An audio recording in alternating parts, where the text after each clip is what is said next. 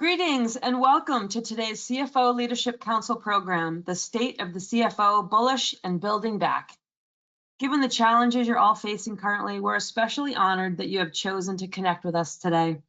And of course, a special thanks to Oracle NetSuite, today's exclusive webcast sponsor.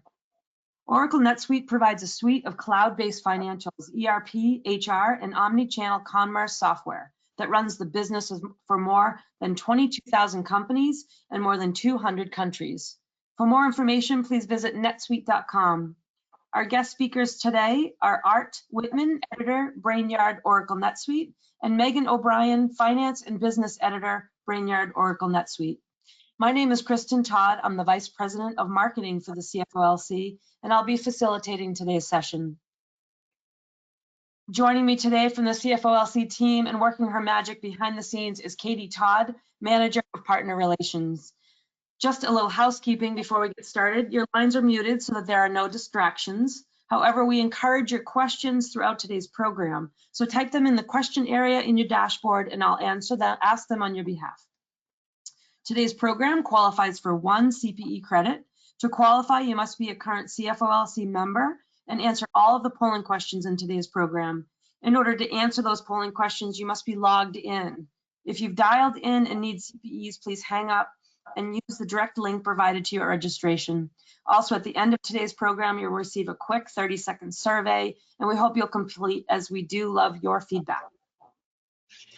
Be sure to connect with us online via our website, LinkedIn, Twitter, and Instagram. It will get you the latest CFOLC and industry news.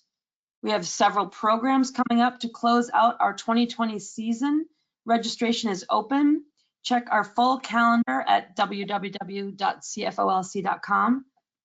for the latest program news.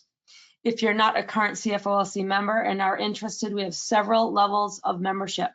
All levels of membership include CFO Connect, our online members-only forum, and recordings of all of our CFOLC programs. And now it is my pleasure to introduce today's guest speakers.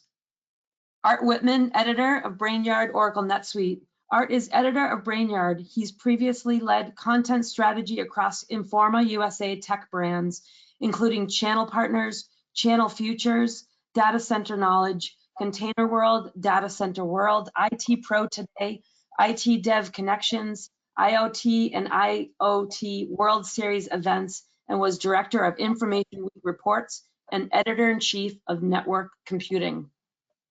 Megan O'Brien, Finance Business Editor at Brainyard Oracle NetSuite, is Brainyard's Finance and Business Editor, covering the latest trends in strategy for CFOs.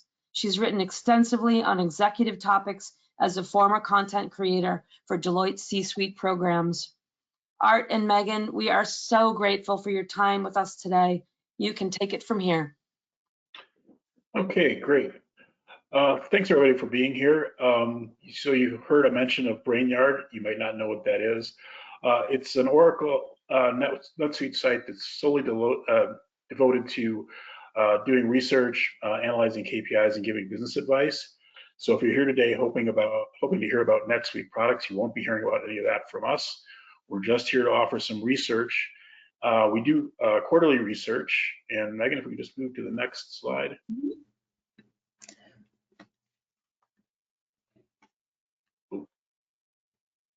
There we go. I don't know if you can get that into full screen mode, but while I'm talking. So these are quarterly surveys that we do, typically to NetSuite's entire audience, which includes not just NetSuite customers, but also potential customers. The topics that we cover range, vary each quarter slightly. We looked the last quarter at the functioning, for example, the finance department. This quarter, these results will focus on the office of the CFO. So really good topic for the folks that are here. And about 2/3 of our respondents were CFOs, and the other third were other leaders within the organization. We strive to have 3 buckets of responses: companies less than $10 million, companies 10 to 50 million, and then companies from 50 to 500. We usually shoot for about 1/3 in each. This time through, we got a little bit of a higher response in the $10 to $50 million category. And only about 6% of the companies are public. Hey, there we go. So move on to the next one, then, Megan.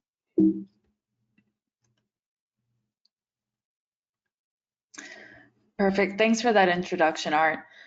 So what we did was we went ahead and we asked CFOs about the difficulty of their job now versus last year at the same time. And understandably, the responses reflected the difficulties that many are facing in light of the uncertainty and volatility of the last year. 3/4 of respondents said that their job is somewhat more difficult or much more difficult. And while 21% felt that it remained about the same level of difficulty, there was about 4% that actually said it was somewhat less difficult, which makes me think maybe we found some mask or hand sanitizer CFOs in there. All right, so this is actually a really interesting finding. We asked how your business has been affected by the pandemic, how the business is doing this year versus last year. We then took those results and split the respondents by CFOs versus other leaders to examine any disparities in sentiment. What we found is that the CFOs were actually a lot more optimistic than the other leaders, which isn't something you see all that often. About 62% of CFOs think that their business is doing about the same or better than last year. But 82% of other leaders think it's doing about the same or worse. If I had to explain it, I would guess that other leaders are kind of hearing in the news about how companies are doing, the economic slowdown, everything there. So I think that might be fueling those negative perceptions. So they assume it's all doom and gloom. But the CFO actually has access to the numbers, so they might have a more moderate perception. All right, so these findings are following around the same sentiment that we saw on the previous slide, although there's a little less disparity present than in the other, whereas no other leaders thought that the business had substantially improved in light of the pandemic. 10% of CFOs actually thought it had substantially improved, and 21% of CFOs versus only 14% of other leaders felt like it's somewhat improved. So once again, it's this instance of CFOs being a little more optimistic than other leaders. However, we are seeing a little more cohesiveness in the negative impact of the coronavirus, with about 53% of CFOs and 58% of other leaders feeling like the pandemic had negatively impacted their business.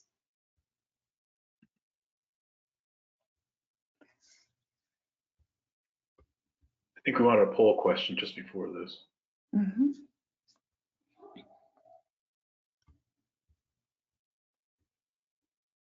Okay, I'm just launching the poll. Approximately how many hours per week are you working? More than 55, 50 to 55 hours, 40 to 50 hours, 35 to 40, and fewer than 35 hours. Yeah, so Megan, as I look at this, I kind of wonder if it isn't sort of hard to judge these days.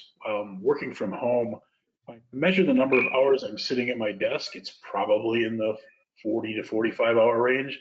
If I measure the number of hours I'm sort of walking in here looking to see if anything went on, answering a Slack request or something like that, maybe it sneaks up a few hours. I think this might actually be a hard one to know with any precision. Okay, Right. I'm just sharing the results. Can you both see those successfully? We can, yeah. Okay, So great. it kind of follows a lot of our data in terms of the numbers. So more than 55 hours is at 17%, which is exactly what we found with other leaders, and just under what we saw with CFOs. And then 50 to 55 hours is ranking in at 36%, which is around, it's a little higher than what we saw with the CFOs we polled, which came in at 33. And so, yeah, it looks 40 to 50 hours. We're looking at 33% there, and then a small minority saying 35 to 40 or fewer than 35 hours. So I think it really, it kind of highlights what you said, Art, about maybe some jobs are getting more difficult and harder to perform, but there's also just not that separation anymore. You know, your desk is in your home, and it's just so easy to just think to yourself, I'll just respond to an email real fast before I cook dinner. So Art, what do you think is kind of the mental toll of that? Yeah, I worry about it to a great degree. I think the pandemic in general has been hard on people's mental health. Kids are at home.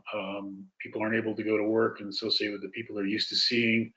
Lots of things are more difficult, and working more hours for those folks who are in the 55 hours a week category, that puts you at 6 9-hour days a week, and that's pretty rough on people and probably not sustainable in the long run. So I hope folks are thinking about how to bring those numbers down a little bit. And it certainly is, it's understandable, particularly, for finance folks who've had to worry about how their companies are going to move forward and be successful. But at some point, it's got to shift down a little bit, I think, in order just to be a healthy balance between work and life.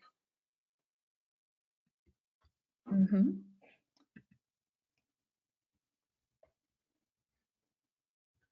Okay, so following that same line of thinking, we asked people, CFOs in particular, what their biggest challenges were currently. And we asked the same question at this time last year, so 2019, prior to the pandemic. And interestingly enough, juggling too many responsibilities and managing cash flows were the #1 responses last year, and they are this year again. The difference is that this year, half of the respondents said juggling too many responsibilities was their main problem. Last year, only 31% said that. So it's a lot more people thinking that they're just juggling too much stuff.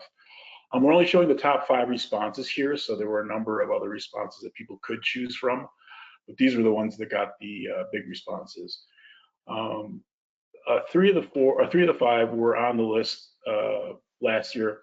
So along with juggling too many responsibilities, managing cash flow, producing timely and accurate reports was also on last year's list.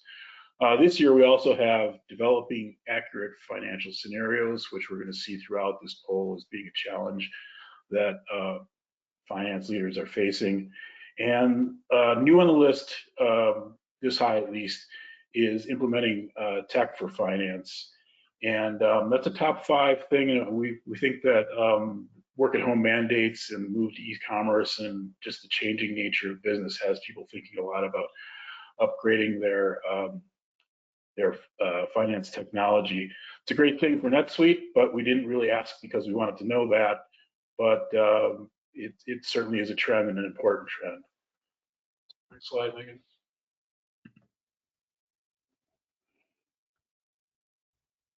Related to that, we asked where CFOs are spending a significant amount of time each day. #1, probably not too surprising, email and collaboration apps. Email is almost always a top time suck, I guess would be a good way to describe it, since I'm not sure whether all the time we spend with email is productive. Collaboration apps are part of that now. A lot of us are spending time on Zoom or GoToMeeting or whatever. And so it's not too surprising that that's #1. What's a little bit more surprising is financial scenario planning is #2, and those two together are by far the places where our CFOs are spending the majority of their time.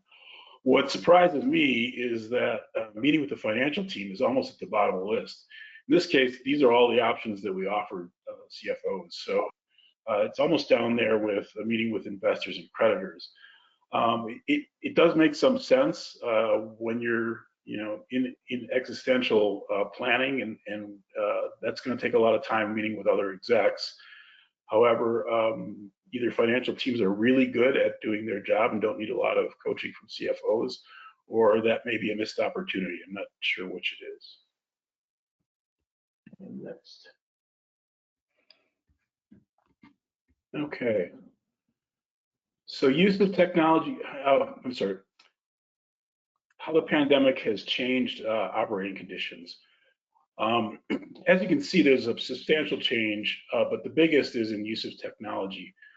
We think that's a little bit about the finance department and how it's changing its use of technology. It's also about the increased use of collaboration, but at least as much, it's about the increase in e-commerce and online marketing as the way that sales and marketing are being handled right now. So it's an important thing for CFOs to be paying attention to, making sure that your company has the right tools going forward. And we think related to that is the new business acquisition is as high as it is. If you're used to doing in-person meetings or going to trade shows or those sorts of things, that's out the window for a little while and will be for a while longer. And so we believe that customers are found online where they're basically using the same sort of patterns that they use as consumers, using search engines to find the products they want, ordering things through e-commerce sites. What's low on the list here is product and service offerings. So if you were a maker of submarine sandwiches or ball bearings, probably you're still a maker of submarine sandwiches and ball bearings. But at least some of the companies are changing, at least in some ways, how they develop those products. And next, Megan. Right. I just wanted to touch on a couple things here. I think I just want to comment that I think the substantial shift in technology usage is it's to be expected, but it's also exciting at the same time. You know, companies are kind of being forced to make their personnel remote, meaning that they need collaboration apps, cloud programs, other productivity and cybersecurity tools, which you touched on. But I think the thing about this is it's likely not a temporary measure.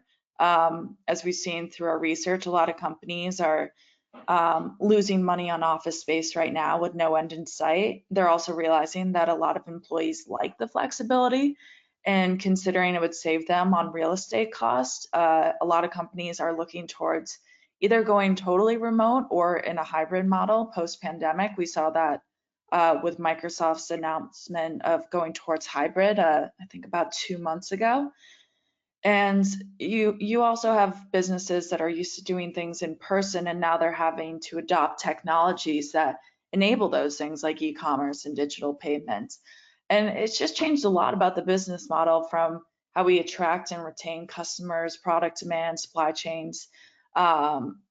It's just kind of interesting how that disruption is going to play out even after this crisis.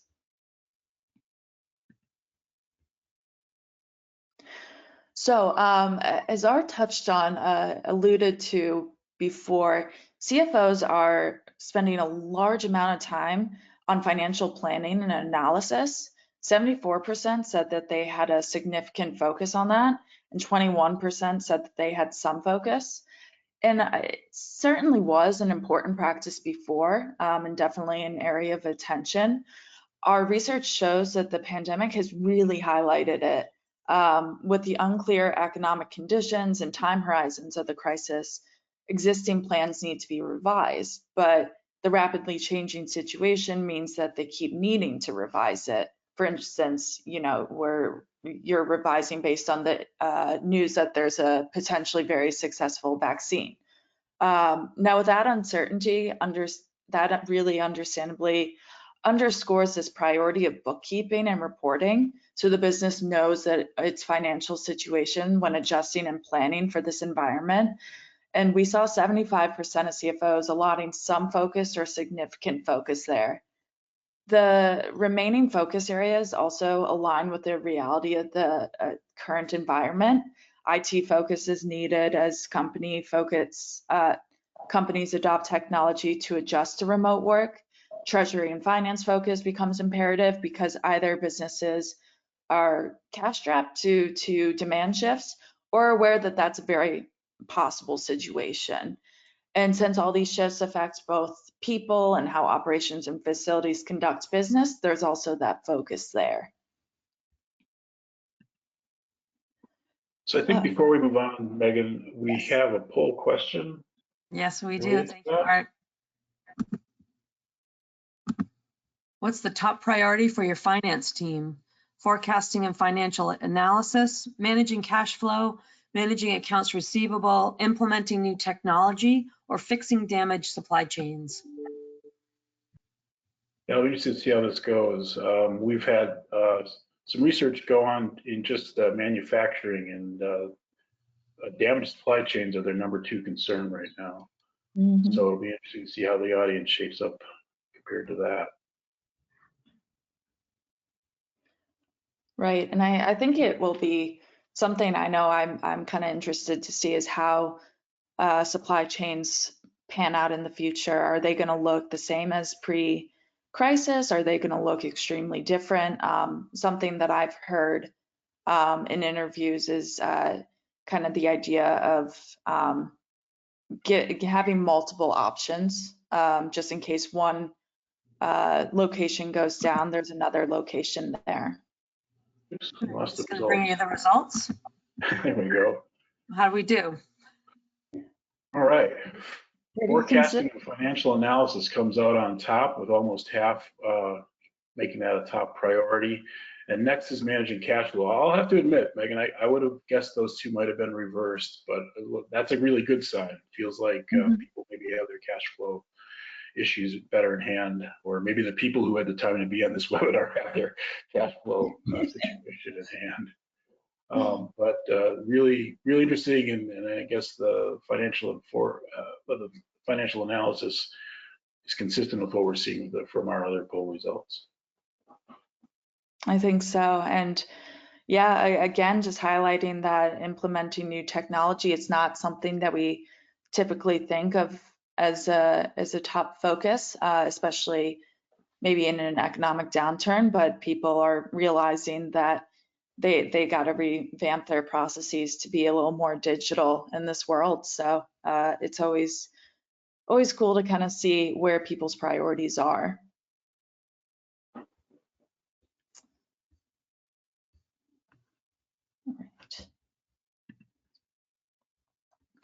Okay, so now the good news is with all the hours that CFOs are putting in that Art mentioned before, it's not going unnoticed. We asked leaders completely anonymously, of course, to rank the performance of their CFO both during the pandemic and overall. Both areas were found to be very good or excellent by the majority of respondents, with 66% ranking overall performance as very good or excellent, and pandemic performance even higher at 73%. A minority found their CFO's performance to be acceptable or poor, but luckily no one ranked their financial lead as very poor. So a lot of the articles that we've seen in the past couple of years has been about how the CFO's role is expanding and evolving. And our own research actually backs that up as well. We have numerous surveys from the past where CFOs have said that juggling too many responsibilities is one of their top concerns. They were citing 11 to 15 major responsibilities at one time. So we asked this question because we wanted to see if they're perceived as doing that by the rest of the company. It seems like other leaders are recognizing the extent that CFOs are getting involved. 38% see CFOs as having broad responsibilities. 28% see them as being responsible for finance in some other areas. 24% see them contributing to other areas outside finance. And only 10% actually see them as only being responsible for finance.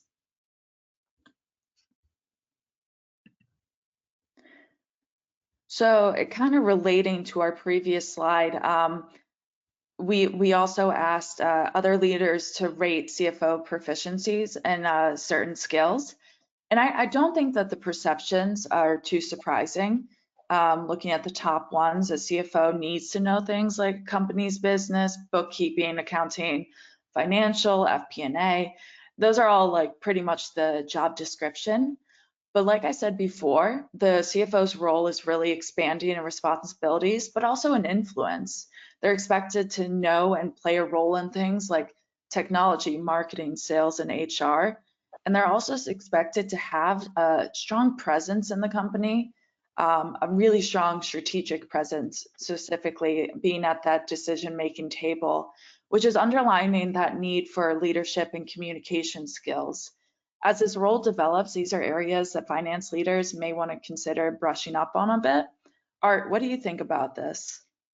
Yeah, I think that's exactly right. So, it's rough to tell CFOs you just need to be either proficient or a master of everything. So it's a little bit unfair to expect that they're going to be experts on technology and sales and marketing.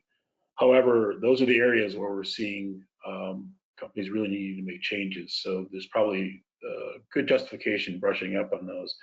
I think honestly, soft skills are important now, but probably more than they have been in the past with remote work and so much change going on in organizations. So those leadership and communication skills are important too. But if it were me, I would be looking very closely at understanding what your company is trying to do with technology and how your sales and marketing are evolving. And of course, the human capital management issue is significant as we go into a second wave of the pandemic. So really important stuff for CFOs to be involved in where they probably haven't been significantly involved before.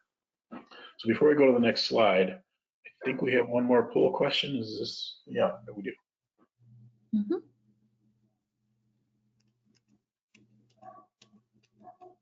Okay, the question is, for 2021, where will you increase spending?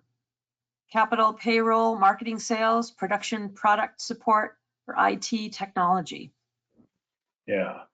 And if you're still envisioning all cuts, just none of the above is cool. We didn't give you that option because we're only allowed to have 5 of these. But be interesting to see where folks are planning on spending. We saw some really strong trends, and we'll show those in just a second here, but we wanted to see what you're up to first. I will give you one spoiler. Turns out no one's interested in spending capital right now. So see if any of them are. But not too surprising, Megan, capital spending is not a priority at the moment. No, I think people are playing it safe right now, understandably, and pulling back a bit. But I do think, as we'll get into later, we're seeing some kind of spending and investment going on, which is something that we weren't really seeing earlier in the year. So it's good to see that back. Yeah. I'm going to close out the poll and share the results. You might be surprised to see one of the answers. Yeah, look at that. Well, the most surprising thing to me is the capital spending. Almost a quarter of you are looking to increase your capital spending. So that's great. Sounds like some successful businesses are part of our pool today.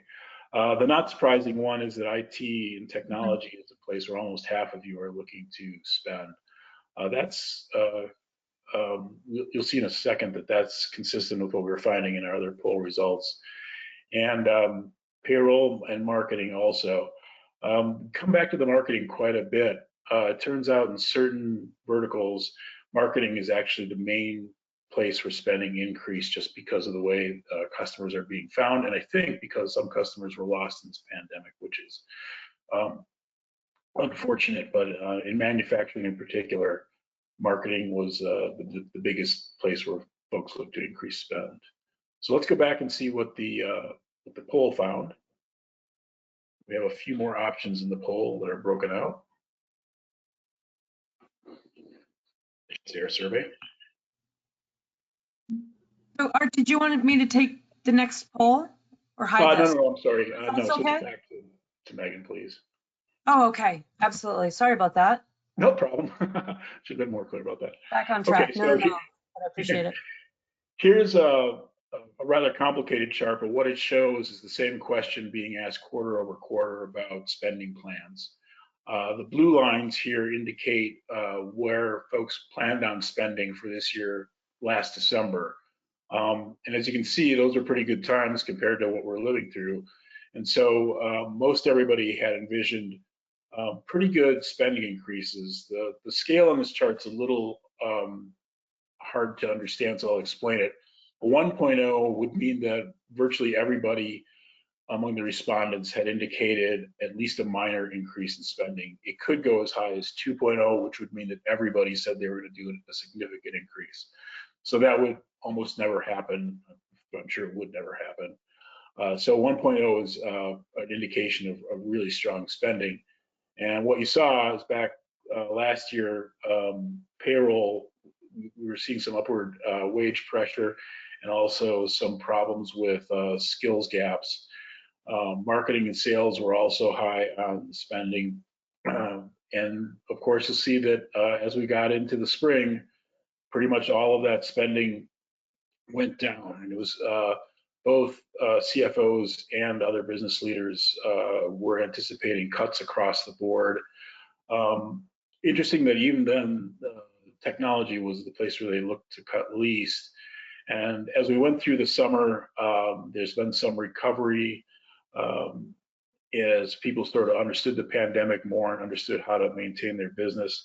And then finally in September, we see a look for next year to get back to something approaching normal spending. But what you can't see on this chart is that CFOs responded very differently than other business leaders in our September data here. So Megan, let's take a look at that. Okay, so the orange here is the other leaders, the blue is CFOs. What you can see is that CFOs are expecting to get back to normal spending much more quickly than their peers.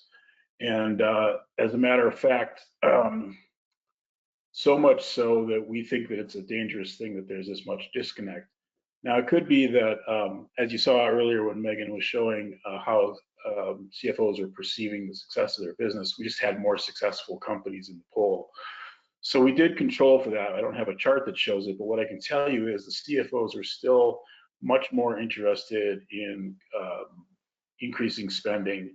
We think there's a few causes for that. One is CFOs are probably more aware that they've cut about as far as they can cut in a lot of cases. And so getting back to normal spending makes some sense, and other business leaders may not have been completely aware of that. The other thing is in that September timeframe, it was just before the Commerce Department announced the big swing back in economic activity. And CFOs are probably seeing that probably more so than some of their counterparts were. So Megan, what do you think?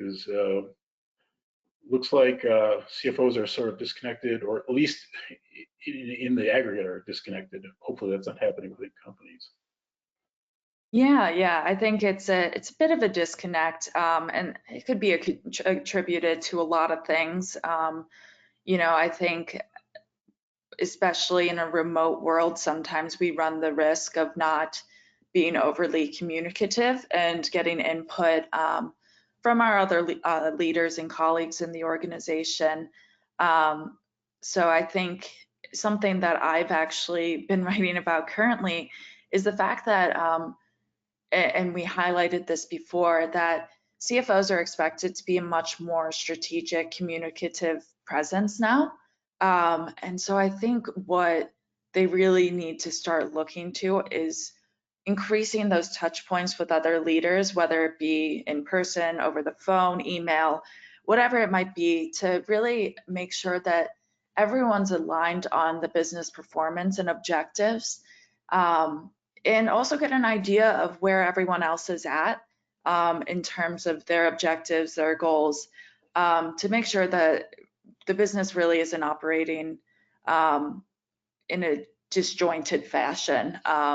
So I think it's something to adjust to. It's something that's currently evolving. But I think as we see the CFO taking on a broader role within the organization, some of those disparities are going to kind of come down, and we might see a little more cohesiveness in these opinions.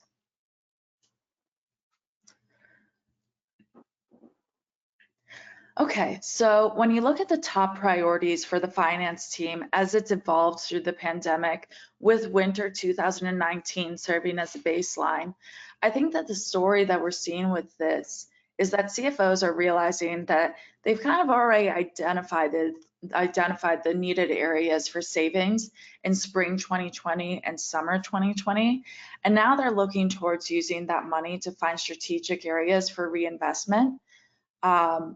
In line with what we noted before regarding spending plans. And I think this is a really important realization to have. We've written about this before, but if you study past recessions, companies that tend to do well are the ones that do make the necessary cuts, but still think towards those long-term growth goals and are still trying to reinvest for growth.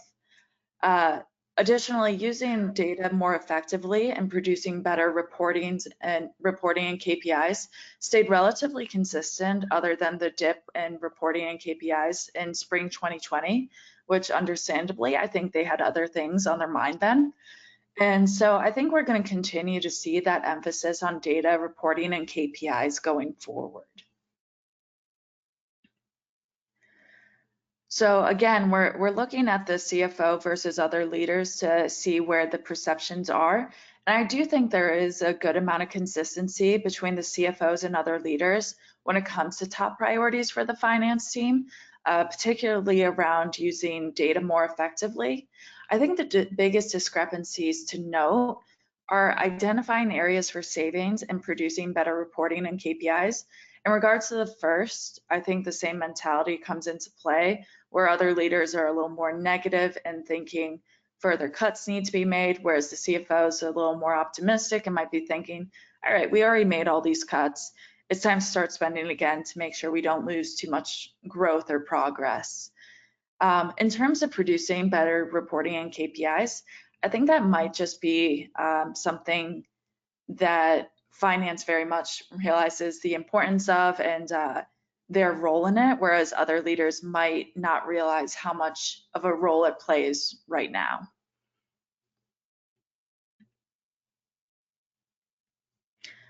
All right, and kind of looking forward, personally, I love ending on this slide because I think it's almost a light at the end of the tunnel. Only a minority are unsure or somewhat pessimistic, but a large majority are feeling at least some sort of optimism going into 2021. It should be noted that we did do this survey before the news of the vaccine broke, so they were feeling optimistic before. So I think that's a good sign for business going forward. Art, any thoughts? No, I think that's right. So since this was September data, it was also before the second wave was quite as noticeable as it is right at this moment. So I think we are right now in a situation where we have good news, bad news. The bad news is a lot of hospitalization going on. The good news is vaccines being approved, the CDC moving forward. And certainly, I think there's also a reason for optimism just because so many companies have been able to figure out how to manage through the pandemic. And so still not comfortable times, but at least folks have a good idea of what they want to do and how to manage through. So this is our last slide. If you have any questions, feel free to type them in and we'll get to them in a second. As I mentioned, this is Brainyard's quarterly survey. So our next survey is coming into the field in the next few days here. And we'll have results on NetSuite's site in the middle of January. So at that time, you'll be able to see more information on how budgeting is going for next year and how folks are addressing the second wave of the pandemic. And with that, I'll thank you for your attention, and we can take questions if we have any.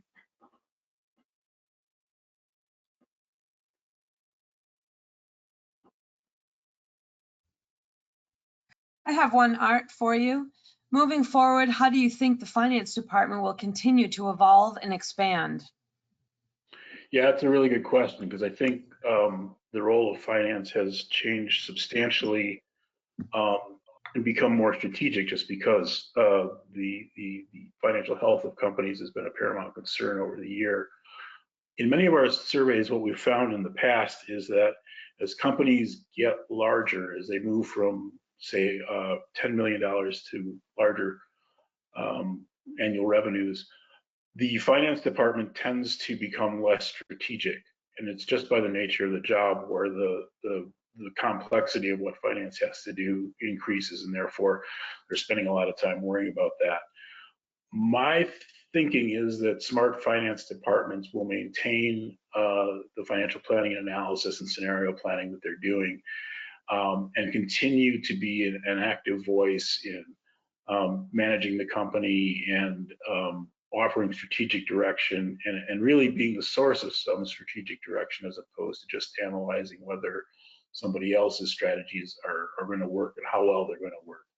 So I do feel like finance has a bigger role to play, at least for the next few years, and hopefully going forward from that. Because I think finance's ability to do data analysis is going to be increasingly important, particularly as it means the trend towards digital sales and digital marketing continue. Those are things that need finance's eye for numbers. All right, thank you, Art. We actually have a couple more, if you can. Let's see. One of them is, it's a two-parter. Was the survey question asked before election? And what is the split of this group, manufacturing versus service versus other, as a relationship to the poll questions? Sure. So thanks, Megan. So this was done before the election. Whether there's would be a significant change in, say, optimism based on the election results, I really can't tell you. The audience that we go to is a fairly broad audience, and of course, people self-select in to take the polls. So, for example, we have 0% of restaurants responding to the poll. Well, there's probably like, I don't know, 5 or 6% of the audience that we asked were restaurant owners or restaurant chains. So it's a self-selection thing, and in some cases, if your business isn't doing well, you don't select in to do polls like these. But it is a fairly broad section. If the person who was asking is in manufacturing, we'll actually be releasing a survey that we did with Thomas for Industry that looks specifically at manufacturing, and that'll come out in the next about 2 weeks, maybe just before Christmas. So if you watch the Brainyard site, you'll see a manufacturing survey up there, and it's very in depth, actually. And I guess if the folks here at the CFO Leadership Council can send out my email address, if someone wants that manufacturing survey before that, I'll send it to you. That's fantastic. That's actually one other question. It's a tactical. How does everyone get a copy of the report and get more involved if they'd like to contribute in future surveys? Sure. So the report is now on the Brainyard site. Rather than rattle off a URL for you, if you Google Brainyard and NetSuite, so Brainyard all one word, NetSuite, you'll get the site, and it'll be the third or fourth story listed on the site. It's very clear where the survey is, and you can see the full results there. Okay, fabulous. Yeah. Actually, there's a follow-up email that goes out to all attendees, so we'll just make sure we include that in that link in there as well. And Dav, the last question, he did respond to you, Art. He said he's in the cannabis space, so there you go. All right, that's manufacturing. Yeah, exactly. We do have 2 more questions, if you can take those. I know we have a little bit more time, so I do appreciate, and keep them coming, audience. We really do appreciate these. It seems like the CFO isn't always in agreement with the rest of the C-suite. Do we anticipate this trend will continue moving forward? Yeah, I'm going to ask Megan's opinion on this in just a second, but I will offer that the disconnect has actually gotten somewhat more substantial over the course of this year. So last year we saw minor disconnects, I mean really minor disconnects. So for example, CFOs would be a little less likely to want to spend on capital, but a little bit more likely to think that they needed to spend on payroll, for example, last year. But those differences were like in 3 to 5%. So like maybe even statistically not valid with the number of people we have for responses. Now they're very substantial, and I'm not exactly sure why it is, but I do think it has a lot to do with just our closeness to the numbers. Megan, your thoughts? Yeah, I think it's one of those things where it's almost inherent, just because, I've worked in jobs before where, we're constantly talking to C-suite level executives. And I can tell you right now that the CFO's personality almost always very much tends to be different than other members of the C-suite. And you can look at that as a negative, but I think it really actually has a lot of promise to be a positive. Because I think what the CFOs have, they're very rooted in numbers, rooted in kind of realistic expectations, because they're dealing with this quantitative data on a day-to-day. They're not as likely to kind of get caught up in something that perhaps realistically isn't possible looking at the financials. And so you can kind of see that as something that would be a struggle. But I think that I was talking to some CFOs the other day, and they said that in this role of the CFO expanding, there's this benefit for this numerical, very business objectives facing mindset, where they can contribute to, for instance, technology transformations going on within the firm. You know, a lot of times technology, these digitalization efforts fail because they're just so rooted in the mindset of getting the technology installed, getting it implemented, that sometimes it's not looking at the financial objectives of the business, what this is meant to do overall. And the CFO can really come in and help point it in almost this quantitative direction, which I think it's going to be really helpful going forward. Yeah. So basically CIOs become enamored of technology. I've never heard of such a thing. That never happened. We all get excited. Well, that actually is a perfect segue to our next question. It looks like a good bit of CFO focus is around IT technology. Do you see this being a way to better automate current processes from employee downsizing related to the pandemic? Yeah, I do. Again, we're from NetSuite, so we'd love you to automate all kinds of stuff with one particular product. But I think that one of the challenges of the scenario planning that people are going through is getting good quality data and knowing that it's good quality and making sure that it's that the data you're looking at now is basically similar to the data you were looking at a month ago, 2 or 3 months ago. And the way to do that really is through automation. And you know, that 55 hours a week means you're not only doing the job of getting the data, doing the reports, and learning what's going on through the company, you're also doing the job of analysis. So the only way to really get those numbers down, if you're going to continue to do the level of analysis you're doing, is to implement some automation. So whether it's AP automation, AR automation, or making sure payroll is more automated, things like that, all great ways to get better data and also get some more time for your financial teams. And obviously NetSuite's not the only way to do it. We think it's a great way to do it, but looking at the right tools and making sure that you're moving towards simpler closes based on having more automation in place and basically better handling the workload of the finance department. It's going to be critical to being successful, I think, going forward.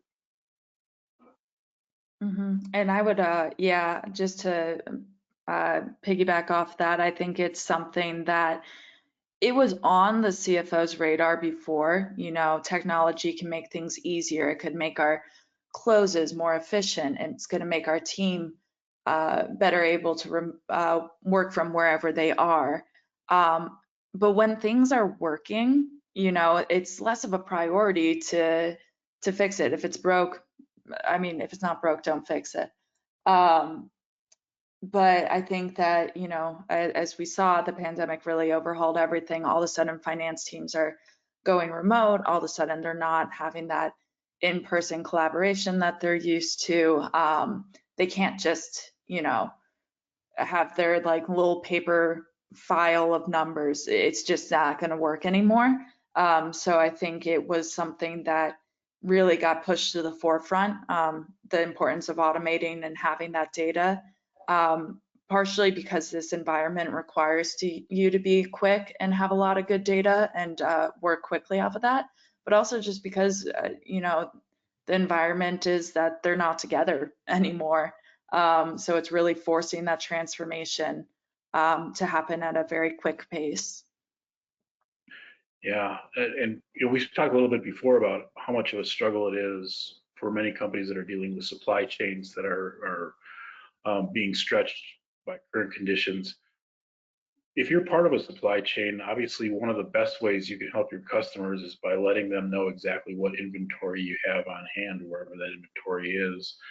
And that could be service inventory as well as product inventory.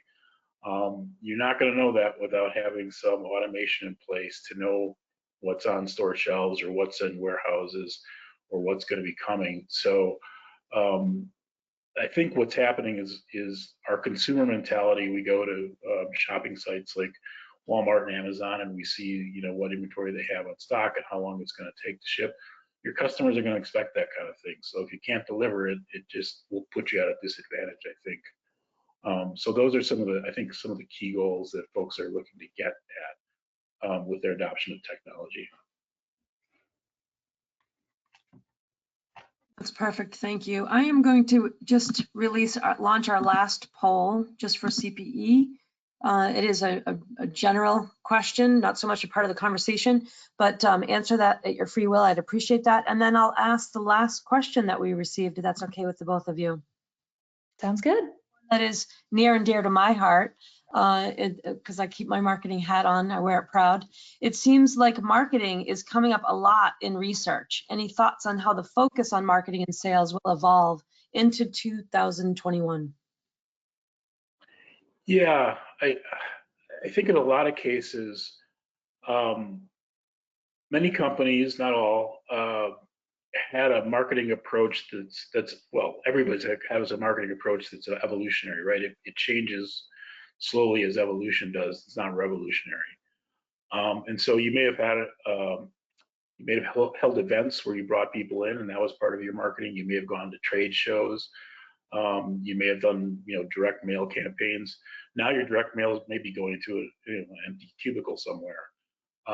And so the trend of moving marketing online means that you need to actually use a completely different set of tools. So how do you know what keywords to buy on search engines? How do you SEO optimize your website? How do you know that it's working? What tools do you use and gather that data? That's a whole different set of processes than many marketing departments have been using. And there's a lot of science behind it, and it's really good science. So that's going to be a trend going forward, and that's not going to stop. I mean, I think obviously in-person events will come back, but they're going to be augmented by online marketing, which is very technical and very data-driven. And so for marketing departments that aren't used to that, I think it's a great place for CFOs to not necessarily gain the expertise, but understand what their departments are doing and making sure that they're at least getting the right results, measuring things the way they need to be measured for success. So that's the future of marketing. It's really interesting. We're kind of in marketing. I do content, but we see the marketing department around us doing a lot of work at NetSuite, and it's fascinating. They're obviously very good at online marketing because they're a bigger company, but the processes are not what you would have used even like 5 years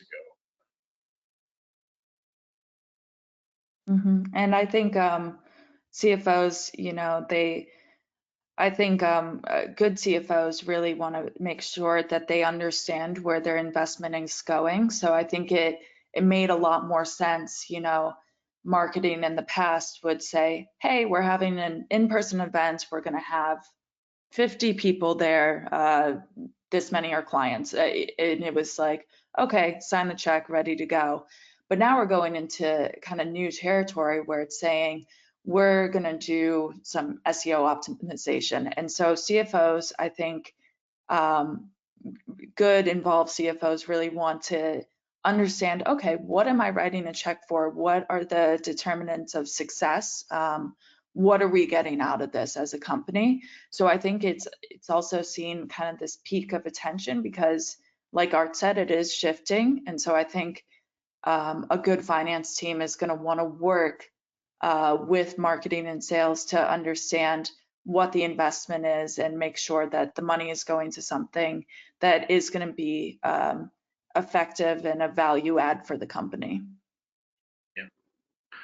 Yep, it's a whole new world. If you haven't heard of marketing quality leads or marketing qualified leads and sales qualified leads, then look up those two terms and learn what's going on, because it's going to be really important to business going forward. We did have a query about our next survey with regard to being a post-election survey. One thing we're really careful about is not to be political in the work that we do. And so we will ask, like, did the election have some bearing on your thoughts, but not much more than that, just because it's dangerous territory for us to get in. A little too polarizing right now. And so we'll have some really great survey results about how people are planning to take on 2021, but it won't include much on politics. Because Okay. you can get that plenty of other places. And as I mentioned, we'll do a recap. So thank you, Art, and thank you, Megan. We will have a recap with all those links and how people can get more information and get the recap of the survey. And I'm sure, if you don't mind, the slide deck will be available to them. Everyone registered and attended today with us. We'll get all that in one clean package tomorrow. Any final before we wrap up? We're fast approaching the top of the hour.